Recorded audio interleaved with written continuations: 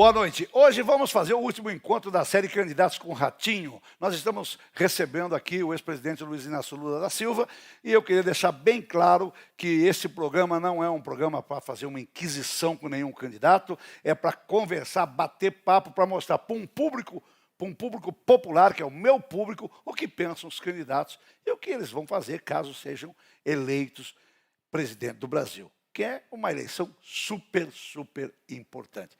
Por que você quer se... Posso te chamar de Lula? Pode. Ó, marca lá, 29 segundos. Nós vamos ter 30 minutos, igual aos outros. Deixa passar um pouquinho. Não pode, infelizmente não pode. Por que o senhor quer ser presidente de novo? Olha, primeiro eu não quero ser presidente de novo.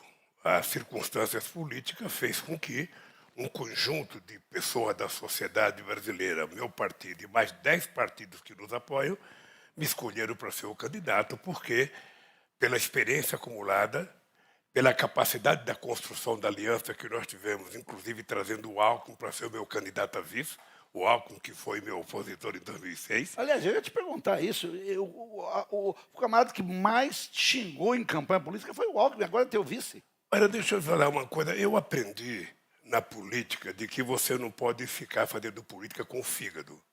Numa disputa política é como um jogo de futebol. No jogo de futebol, se você vai jogar um time contra o teu irmão, ele vai te dar pontapé no pescoço para você não marcar gol. Numa disputa política, todo candidato quer mostrar que é melhor do que o outro. E o Alckmin fazia isso, e era o papel dele. Eu, na verdade, como eu estava na frente, eu tinha que estar mais tranquilo. Então, veja, eu acho o Alckmin um homem de bem, uma pessoa de lisa postura, uma educação refinada, e um cara que foi o governador de São Paulo 16 anos e vice 6 anos. O acúmulo de experiência que ele tem, Ratinho, vai fazer com que juntos a gente possa reconstruir o nosso Brasil. O senhor disse que vai aumentar o salário mínimo. Como é que o senhor vai aumentar o salário mínimo? Aumentando. E daqui, essa Veja, conta? deixa eu lhe falar uma coisa. Quando eu fui presidente, a gente aumentava o salário mínimo.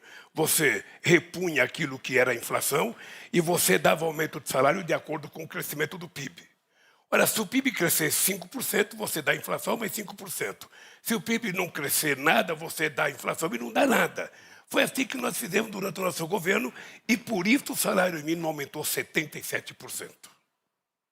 Lula, você tem falado em regular a mídia, que eu nem sei o que é regular a mídia. Eu vou te perguntar, o que é regular a mídia, regular a internet? O que você vai fazer? Você vai proibir o povo ver vídeo de ser sacanagem na internet? Que não é o presidente que regula. Que regula o Congresso Nacional e a sociedade. Quando eu era presidente em 2009, nós fizemos... Já pensou você proibir o meu programa? Não vou proibir. Eu quero que você faça mais programa e me convide mais vezes. Deixa eu lhe falar uma coisa. Em 2009, nós fizemos uma grande conferência nacional. Participaram mais de 3 mil pessoas, inclusive participaram canais de televisão grandes, rádios, e nós aprovamos um processo que depois não foi encaminhado. Aí se cria a ideia de que a gente quer regular. Você não pode regular revista, você não pode regular jornal, você pode tentar fazer com que os meios de comunicação no campo eletrônico e na internet possam ser regulados de acordo com os interesses da sociedade. É importante a gente lembrar que a última regulação foi de 1962. A gente ainda vive no tempo do telégrafo. Então é preciso tentar adaptar a legislação à realidade contemporânea que estamos vivendo. Os seus adversários dizem que o BNDES, no seu tempo, financiou obras em países como Bolívia, Nicarágua e outros países, Venezuela, Cuba.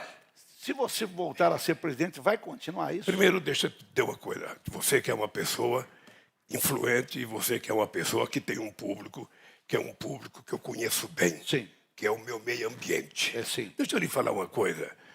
Quando você está financiando uma obra lá fora, você está financiando a tua engenharia, você está exportando a tua engenharia. Você vai fazer, por exemplo, quem começou a fazer o metrô de Caracas foi o presidente Fernando Henrique Cardoso. Então, primeiro, quando o BNDES empresta dinheiro, a empresa é obrigada a contratar uma empresa brasileira. Segundo, os componentes são comprados do Brasil. Então, na verdade, o que você está fazendo é exportando além de você receber o seu dinheiro de volta. O mundo inteiro, como é que você acha como é que você acha que o Brasil se desenvolveu? Você sabe quanto dinheiro os americanos colocaram aqui no começo do século passado? A Inglaterra, o Canadá? Alguns países não pagaram, presidente. Não pagaram. Veja, todo mundo paga. Todo mundo paga. Você pode ter dificuldade aqui ou ali, mas você paga. Você está lembrado que quando o Delfim era ministro, quando o Fulano era ministro, o Brasil vivia de joelhos junto ao FMI.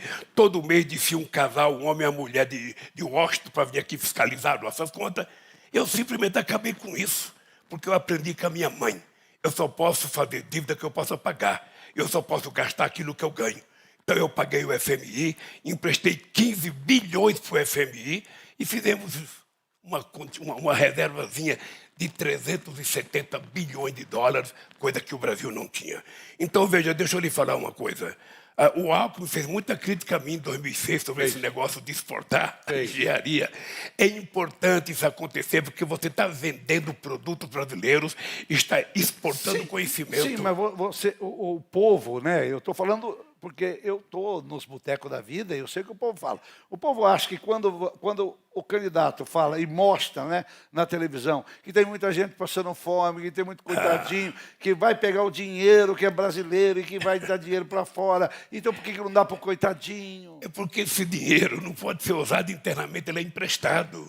Não é dinheiro do orçamento, é dinheiro de um banco. Então, o banco pode emprestar para um empresário brasileiro chamado Ratinho, mas se o Ratinho não precisar de dinheiro e precisar um outro, você empresta. As condições de juros é imposta por você, desde que, e veja, o Brasil é o único país do mundo em que obriga, quando alguém recebe o financiamento, contratar a empresa brasileira. Isso é uma coisa extraordinária. Então, quer dizer que isso vai continuar. Veja, se alguém precisar, muitas vezes ninguém vai precisar de dinheiro. Os Estados Unidos nunca vai precisar de dinheiro nosso. A Alemanha nunca vai precisar. Mas se você precisar financiar, coisa que você não poderia utilizar aqui dentro, porque, a não ser que o empresário brasileiro quisesse tomar. O que você poderia ficar nervoso comigo, Ratinho? Vamos supor que tem uma empresa brasileira que quisesse 1 bilhão de financiamento e tivesse uma empresa estrangeira que quisesse 1 bilhão de financiamento. Se eu deixasse de emprestar para você, brasileiro, para emprestar para o estrangeiro, aí você tinha razão de ficar puto comigo. Sabe? Mas se você não quer o dinheiro dele, está no banco e alguém quer tomar dinheiro emprestado e você vai ganhar juros porque você está emprestando, além do que você vai exportar peças, você vai exportar equipamentos, você vai exportar caminhão, você vai exportar tratores. Ou seja, é uma coisa boa para os países. É assim na história da humanidade. O Brasil, no começo do século XX, ele cresceu porque alguém resolveu financiar a ferrovia, porque alguém resolveu financiar a hidrelétrica, porque alguém resolveu financiar a ponte. Por que no seu governo não teve ferrovia? É lógico que teve ferrovia. Que teve. É o seguinte, você é o seguinte, eu vou te mandar... Se você prometer... Não teve nenhum trilho. Se você prometer para mim falar aqui, eu vou te mandar os números. Claro. Deixa eu te contar uma coisa. Foi no governo do PT que nós fizemos a ferrovia que saiu do Maranhão, do Porto de Itaqui, que tinha feito que tinha feito só 200 quilômetros pelo presidente Sarney e pelo presidente Fernando Henrique Cardoso, e trouxemos elas até Cruzeiro do Oeste, aqui em São Paulo. Foram quase 2.000 e poucos quilômetros de ferrovia. Essa foi feita. Segundo, nós fizemos a leste-oeste na Bahia, começamos a fazer a ferrovia. Você sendo eleito presidente, você vai fazer mais ferrovia? Precisa fazer mais ferrovia, sabe por quê? Vai privatizar essas ferrovias? Sabe por quê? Veja, depende. O governo não tem dinheiro para fazer. Depende, você só pode privatizar se tiver alguém que queira comprar. O governo, uma ferrovia, não é uma coisa estratégica que tem na mão do Estado. Sim. Mas muitas vezes, se o Estado não for indutor daquele investimento, ele não acontece. Então, o que o Estado tem que estar preparado? Para ter dinheiro para emprestar a quem queira fazer. Eu vou te contar uma história. A Transnordestina. A Transnordestina ela é privada. O governo brasileiro colocou 5 bilhões de financiamento para a gente fazer uma ligação Porto de Pecém ao Porto de Suape, Pernambuco, passando por Eliseu Martins, no Piauí, para que a gente pudesse carregar o produto de um porto para outro. Até hoje ela não ficou terminada, porque tem briga entre os setores privados também. Não pensa que é só o setor público que tem briga. Mas nós vamos apostar em ferrovia por quê? porque nós temos que fortalecer o sistema intermodal de transporte no Brasil. Sim. Você tem uma costa marítima de 8.000 quilômetros, você precisa ter mais navio para carregar a carga de um país para outro, você precisa de trem. O ideal é que um caminhão faça um transporte de, no máximo, 300, 400 quilômetros. O restante tem que ser de trem. Muito e bem. nós vamos fazer. Lula, qual o maior erro que o PT cometeu nesses 14 anos? Eu acho que o maior erro que nós fizemos foi não fazer tudo que a gente sonhava em fazer. Mas deixa eu lhe contar uma coisa. Você pode olhar uma coisa e ter orgulho seguinte. Ninguém fez a política de investimento em obra de infraestrutura como eu fiz. Ninguém. Nenhum presidente da República. Ninguém fez a política de inclusão social que eu fiz nesse país. Ora, nós geramos 22 milhões de empregos. Nós aumentamos o salário mínimo, nós pagamos a dívida interna, nós reduzimos a inflação de 12,5% para 4,5%, que era o centro da meta. E no meu tempo de presidente da República, todas as categorias de trabalhadores organizadas recebiam aumento acima da inflação. Hoje, nem 10% recebe. Você pretende mudar a política da Petrobras? O que vai mudar para tentar... Apesar que já baixou bastante, né, o preço do combustível. Abaixou o petróleo, abaixou o combustível. Deixa eu te falar uma coisa. Isso? Deixa eu lhe falar uma coisa, querido. A gasolina está mais barata no Brasil do que na Inglaterra. Permita-me falar uma coisa para você. O que a gente não pode é viver com base em mentiras. Quando nós descobrimos o pré-sal, a gente achava que o Brasil tinha que ser o exportador de derivados de petróleo, não exportador de óleo cru. Por isso é que a gente queria fazer a refinaria no Ceará, no Maranhão, em Pernambuco, fizemos a de querosene no Maranhão, ou seja, e fizemos o polo petroquímico em Itaboraí, no Rio de Janeiro, que ficou parado com 85% da obra acabada. Era 14 indústrias químicas lá dentro, simplesmente parou, porque o Brasil queria exportar derivado.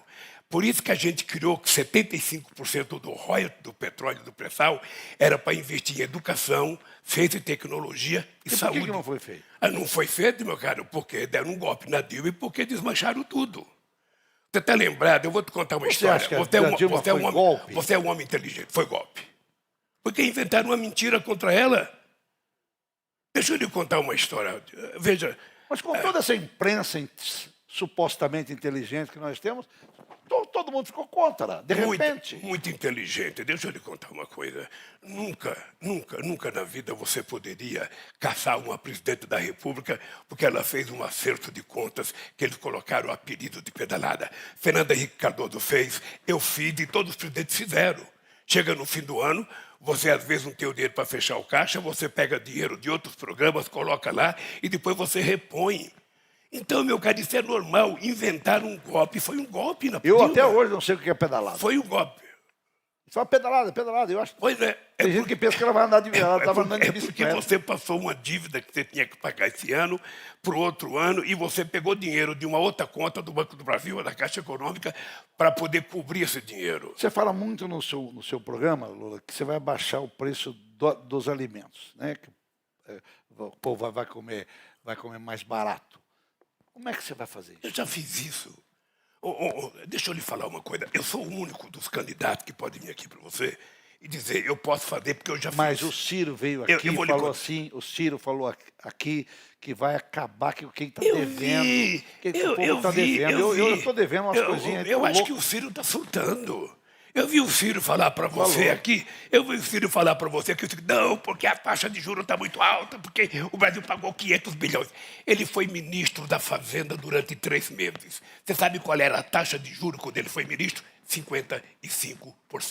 55%. Se ele tiver memória curta, é importante ele lembrar. Ele era ministro. Foi ministro. E o que ela reduziu foi apenas para 49%. Então, deixa eu lhe falar uma coisa, Orti. Presta atenção numa coisa. Quando eu cheguei na presidência em 2003, você acompanhou isso, a gente tinha uma dívida interna de 60,5% do PIB. Eu deixei com 37,7%. A gente tinha uma dívida externa com a FMI que nós pagamos. O salário mínimo não aumentava, nós começamos a aumentar o salário mínimo. Nós saímos de 100 bilhões de fluxo de comércio exterior para 482 bilhões de reais. Ou seja, o Brasil ganhou protagonismo internacional Eu não esqueço nunca, eu tenho uma cunhada minha que estava construindo uma casinha em Peruíbe. Ela pagava o saco de cimento R$ 23. Quando chegou em setembro de 2003, tinha baixado para R$ 9. Então, é possível você reduzir o preço da comida, primeiro, aumentando a produção. Você está lembrado quando houve a crise em 2008? Eu criei um programa chamado Mais Alimentos, para financiar trator e implementos agrícolas para a agricultura. Vendemos 80 mil tratores. Vendemos milhares de caminhões pequenos. Como é que chama? O MST. MST está te apoiando desde o primeiro dia. Movimento Sem Terra. O Movimento Sem Terra. Eles vão começar a invadir as fazendas, vão ou não vão? Vou te dar um número aqui. Não, tem que perguntar. Você que é um cara estudioso, eu vou te dar um número. Eu não Você sabe quanto de terra o PT colocou e disponibilizou para assentamento? 52 milhões de hectares. Isso é tudo que foi feito em 500 anos. Assentamos quase 700 mil famílias. E hoje os sem terra estão noutra. Os sem terra hoje estão produzindo, organizando cooperativas e já viraram o maior produtor de arroz orgânico da América do Sul. Você virando presidente, você não acha que você sentia vontade para invadir? E deixa eu falar uma coisa para você. Me dá 2 terras produtivas que os sem terra invadiram. Sabe o que acontecia, na verdade? Os sem terra invadiam uma área. Quem media se era produtivo ou não, não era eles, era o governo através do INCRA. E quem pagava era o INCRA. Era o governo que arcava com a responsabilidade de pagar a terra que muitas vezes o empresário não conseguia vender no mercado, porque ninguém estava querendo comprar terra. Então, o que eu quero te dizer é o seguinte: eu vou ganhar as eleições, a gente vai ter paz na cidade, a gente vai ter paz no campo, as famílias vão voltar a comer. Você pensa que eu não vi você falar com o Bolsonaro que tem gente falando de picanha? Eu vi você falar. Claro, é eu que falo em picanha. Falou, é eu que falo em picanha. Deixa eu te falar uma coisa. Deixa eu te falar uma coisa. É assim, eu vou lhe falar uma coisa, cara. Vou lhe falar uma coisa. É que você está no outro mundo. Não estou nada. Mas às vezes, o povo que está assistindo o teu programa, muitas vezes ele vai no açougue e compra uma picanha desse tamanho pensando que é picanha. Ele compra colchão duro. Colchão duro. Porque a picanha é uma pecinha assim. Agora, o que eu tenho dito? Quando eu era presidente, eu vi um cara, uma televisão famosa foi entrevistar o cara, tirou um filé e pegou o filé e falou: eu nunca tinha comido filé, agora com o Lula eu estou comendo filé. E a gente passou a comer picanha, eu digo todo dia: nós vamos voltar a comer picanha. Sabe aquela parte com aquela gordurazinha passada na farinha, a gente mastigar aquilo, tomar uma cervejinha gelada? É tudo que o povo quer, Ratinho. O povo gosta de coisa boa, cara. Ninguém faz opção de ser pobre. Ninguém faz opção de sofrimento. Ninguém faz opção de não ter profissão. Então, veja, por que eu sou o presidente que mais fiz universidade na história do Brasil? Por que eu sou o presidente que mais fiz escola técnica na história do Brasil? Por que de 2003 a 2015 nós colocamos 5 milhões de novos jovens na universidade? Só tinha 3,5 milhões, Ratinho. E nós vamos fazer outra revolução na educação, na ciência e tecnologia, vamos aumentar salário, aumentar a produção, financiar mais a agricultura, tanto grande quanto pequeno, porque nós precisamos produzir mais. Uma pergunta que todo mundo me faz, eu tenho que fazer para você. A gente está vendo que a Argentina está indo muito mal. Né? Está indo muito mal. Todos esses países que se ligaram muito à esquerda estão indo mal. Você diz que é esquerda. Como é que nós vamos fazer? Primeiro, eu sou torneiro mecânico. Tá? Você é direita, de esquerda profissão. ou meio? Eu me considero um cidadão de esquerda. Eu me considero um cidadão de esquerda. Eu me considero um socialista, sabe, refinado, porque eu defendo a propriedade privada, eu defendo a liberdade de organização, eu defendo o direito de greve. Porque é engraçado esse mundo hoje. Veja, eu sou teu empregado. Eu peço um aumento para você. Você me nega o aumento. Não acontece nada com você. Aí eu tenho para vender minha mão de obra. Eu faço uma greve, a polícia vem para cima de mim. Por que a polícia não foi para cima de você que negou? Por que só vem para cima de mim?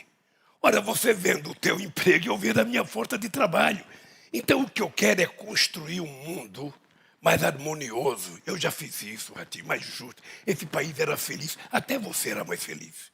Até você dava uma risada. Até você sabia. Eu ganhava mais esse povo que te assiste agora.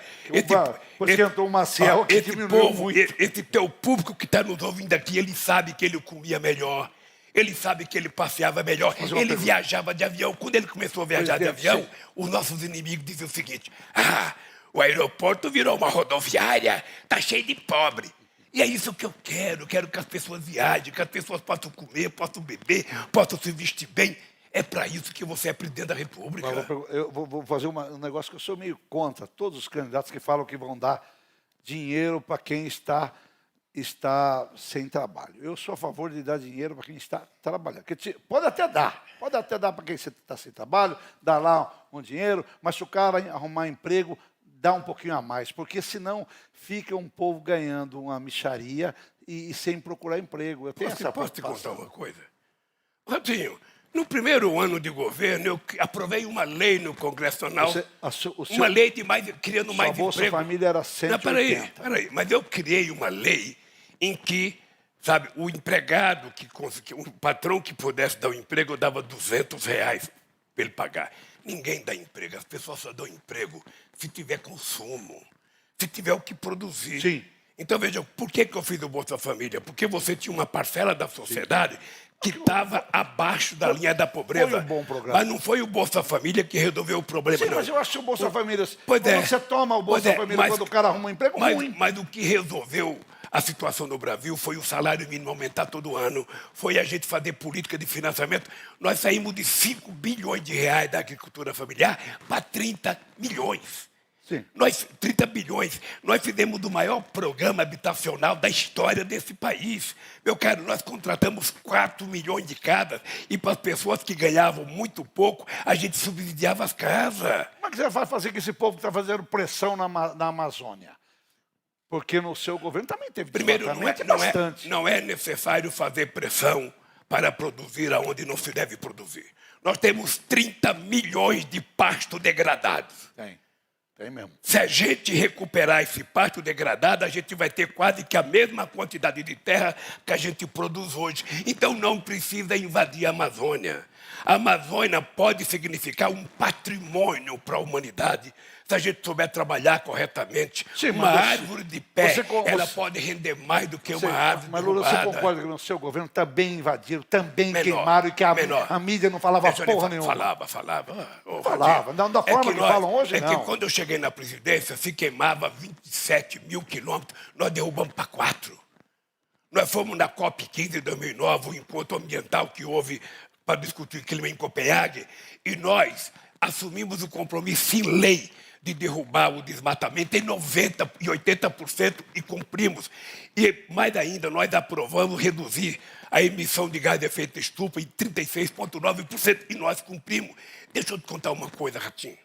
Você é novo. Você vai viver ainda uns 50 anos. Deixa eu lhe falar uma coisa. Estou chamando de presidente porque eu estava acostumado a chamar. Deixa eu lhe falar uma coisa. A força que esse país tem na questão do clima é tão poderosa que a gente pode fazer da preservação dos nossos biomas uma forma de enriquecimento do Brasil. A gente ter uma agricultura de baixo carbono é uma riqueza para o Brasil, ninguém precisa poluir. Você não precisa criar gado em milhares de hectares, você pode criar uma parte do seu gado confinado. Pode até colocar uma musiquinha como o japonês coloca uma sinfonia de Beethoven, para você comer aquela picanha de 1.200 quilos que o Bolsonaro comeu lá no palácio dele. Você pode, mas não precisa derrubar. Não precisa plantar soja no Pantanal, não precisa plantar cana no Pantanal, não precisa, sabe? Esse país pode ser melhor cuidado, cara. E sabe de uma coisa? A gente não tem que ficar xingando, a gente tem que chamar os prefeitos da cidade e conversar com os prefeitos. Muitos governadores que vão ganhar a eleição não estão do teu lado. Como é que você vai fazer para chamar todo mundo para o tapa de novo? Ninguém sabe conversar com um governador como eu. Eu converso com todo mundo, eu não quero saber a que partido a pessoa é. Se você fosse candidato... E eu tenho jeito de candidato. Se você fosse candidato, eu iria conversar com você com o mesmo respeito que eu converso com alguém do PT. Sabe o que acontece? Eu respeito as pessoas, não é a pessoa individual, não é o cidadão ou governador. Então, para mim, não tem nenhum problema me reunir com prefeitos e governadores e vou fazer, há um compromisso que eu vou fazer. Se eu ganhar as eleições, Na primeira semana, eu vou chamar os 27 governadores para a gente repactuar o ente federativo e para que a gente possa ver em cada estado as 3 principais obras que cada estado tem para a gente compartilhar a construção dessas estradas. É isso que eu vou fazer. Eu quero paz e amor. O Lulia Paz e Amor voltou com força total. Eu quero fazer uma pergunta muito pessoal. Quando você está fazendo aquelas... Eu posso falar o que eu quiser com o Lula, porque eu me dou muito bem com o Lula há muitos anos, né? Politicamente, às vezes a gente está de um lado ou está do outro, mas sempre nos demos muito bem. Mas entrevistei todos os candidatos a presidentes aqui, entrevistei todos os presidentes, desde Fernando Henrique para cá, todos. Inclusive a Dilma, que não gostava de dar... Aliás, eu vou lhe contar uma história que você não sabe. Você foi na Granja do Torto, levou o Bruno e Marrone para comer, e por conta daquilo eu tive entrevista com o Jô Soares, ele brigou comigo, porque você chegou primeiro, sabe? E nunca mais me convidou para o programa dele, coitado. Eu quero saber uma coisa, Lula. Aquela garrafinha, é água que tem lá? Ou tem uma cachaçinha? Qual garrafinha? Aquela que você faz o comício, que eu vejo você tomando. Não, aquilo é água. Tem certeza? É água. Se você quiser uma cachaçinha, tem. Deixa eu contar, eu estou com a garganta. Eu sei, estou fazendo tratamento com fonoaudióloga, porque eu estou fazendo muito comício, a minha voz está ficando... Hoje ela está boa, mas eu gosto de uma cachaçinha. Sim, eu ia perguntar assim, porque... Nós já tomamos junto na sua casa, lá no Alto da Lapa, onde eu comi a melhor rabada. Muito bem. Olha aqui, você vai... eu vou fazer uma pergunta que eu acho que o povo quer saber. Casa. Nós vamos fazer casa popular? Vamos. Nós vamos retomar o programa Minha Vida. Você sabe por quê? O Bolsonaro acabou com Minha Casa Minha Vida e criou a Casa Verde e Amarela. É a mesma coisa. Mas não construiu porra nenhuma. O cara só falou...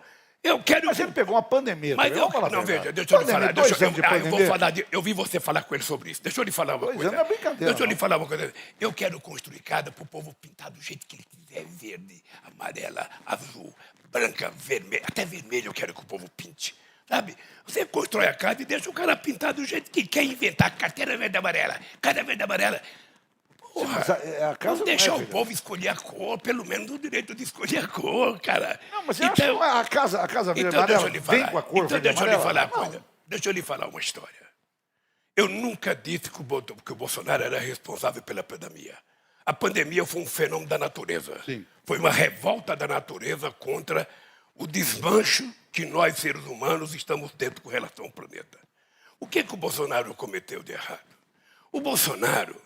você sabe que ele é meio ignorantão. Ele é meio chucro. Ele até falou para você que ele é meio chucro, fala palavrão.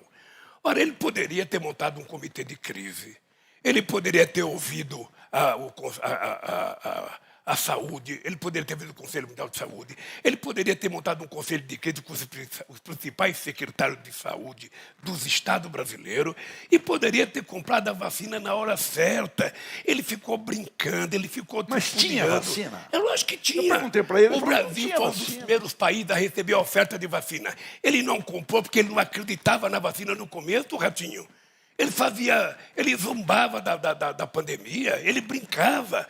É uma estupidez de alguém que é um pouco ignorante, é o que ele é mesmo, um pouco ignorante. Aquele jeitão bruto dele, aquele jeitão de capial, sabe? Lá do interior de São Paulo, aquele capial de registro, bem duro, assim, bem ignorante. Porque tem gente que acha que ser ignorante é bonito e não é. O que é bonito é você ser educado, você ser um cara refinado como eu. Falar com você calmo, tranquilo. Não, desse ponto, você encanta. Eu comia rabada com você e não limpava a boca na toalha, da mesa, não. Na minha casa usava guardanapo. Então, deixa eu te falar uma coisa. O Bolsonaro... Ele queria tomar um vinho bom. Eu peguei um vinho, comprei um vinho bom, mas o copo era aquele de passa tomate. Na questão da pandemia, o Bolsonaro errou no tratamento que ele fez. Errou. Lamentavelmente, a gente poderia ter diminuído em 300, 400 mil mortes nesse país se a gente tivesse feito a coisa certa e dividido responsabilidade. Ele passou a brigar com os governadores, passou a brigar, a xingar. Quando aquele cara estava morrendo afogado fora da água, ele ficou zombando, sabe? É louvável ele agora visitar o túmulo da rainha da Inglaterra. É louvável. Mas ele poderia ter visitado uma criança que morreu de Covid, uma família que perdeu a família inteira. Ele poderia ter visitado, ele poderia ter derramado uma lagriminha no canto dos olhos assim, por quase 700 mil pessoas que morreram. Pô, Você acha que ele foi bruto nisso? é bruto, eu digo ignorante. A palavra correta é ignorante. Ignorante não é palavra ofensiva. Não, não é. O cara é ignorante. Jeitão. O cara é chucrão. Muita gente está deixando de votar no Bolsonaro por causa do jeitão dele. E Ele ele vai sabe votar porque sabe que eu sou melhor que ele para cuidar do povo. O povo sabe que eu sou melhor. Amanhã O povo você não sabe- vai vir. O povo sabe que eu fui o melhor presidente da República desse país porque cuidei do povo. A palavra correta não é governar, é cuidar do povo. Olha, eu quero deixar bem claro para todo mundo que está nos assistindo aqui que eu tratei todos os candidatos da mesma forma, que é isso que a lei me permite. Eu não tenho que ficar puxando o saco de candidato e não tenho que bater em candidato nenhum. Não é minha obrigação. Nem puxar o saco, nem bater. Mas mostrar o que o candidato vai fazer, Eu quero, caso seja eu eleito. quero prestar o meu testemunho. Eu assisti a sua entrevista com a Simone, assisti com o Ciro e assisti com o Bolsonaro. E você foi respeitoso com todos Tem eles. que ser. Tá? É assim que tem que ser. Tem que ser. Por isso que você é o ratinho. Olha, eu queria te agradecer bastante. Você vai ter mais um minuto para você falar o que você quiser, para dizer que o nosso programa é assim. É um quadro para bater papo, né? Não é para saber como é que está a cabeça do candidato, enfim. Você tem um minuto para você falar. A única coisa que eu queria dizer, Ratinho, é o seguinte: faltam poucos dias para as eleições. Pouco menos de 10 dias para as eleições, em que eu queria que você comparecesse. Você que acha que vai se abster, você que acha que não gosta de ninguém, por favor, vá para a urna, vote, escolha quem você acreditar que vai consertar esse país, mas vote para você ter o direito de reclamar, para você ter o direito de xingar, para você ter o direito de cobrar. Se você não for votar, você não vai poder cobrar nada de ninguém. Então, veja, é importante que você assuma a responsabilidade. Esse Brasil, ele será da qualidade que você quiser, do tamanho que você quiser, e ele vai ser tão bom quanto você quiser. Por isso, no dia 2 de outubro, compareça às urnas e deposite amor, esperança e não ódio naquela urna. Muito bem. Assim nós encerramos a série Ratinho com os candidatos. E muito obrigado a você. Desculpe por ter incomodado nesse horário depois do jornal. E a gente volta com o nosso programa ao normal. Um abraço, gente. Obrigado, presidente. Um abraço, querido.